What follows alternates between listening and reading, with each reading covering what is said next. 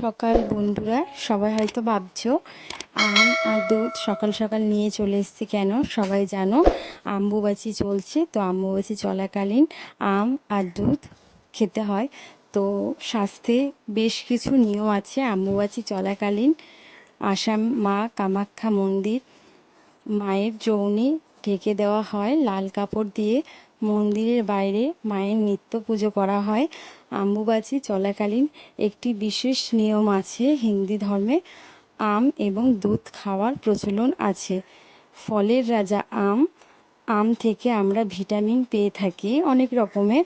অম্বুবাচী চলাকালীন আম দুধ খেলে সর্পক্ষয় অর্থাৎ সাপ কাটলে বিষ লাগে না।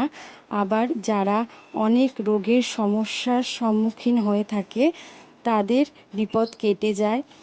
তারপরে যারা দৃষ্টির সম্মুখীন, চোখে যারা ঠিকঠাক দেখতে পারে না, সেগুলোও ঠিকঠাক সব বিপদ কেটে যায়।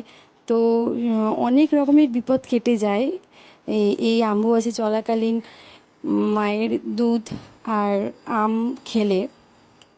তো সেই জন্য অনেক হিন্দু ধর্মেই বাড়িতে খায়। তো আমাদের বাড়িতেও সকালবেলায় খাওয়া হচ্ছে, তো সবাইকেই দেবো একটু একটু করে, সবাই খাবে। তো অনেকেই হয়তো বিশ্বাস করবে না, তো বিশ্বাসে মিলাই বস্তু, তর্কে বহুদূর। যাক, বেশি কথা বলবো না। তো যারা যারা খায় তারা তারা জানে। তো সকালবেলায় এটা দিয়েই ব্লগটা শুরু করছি।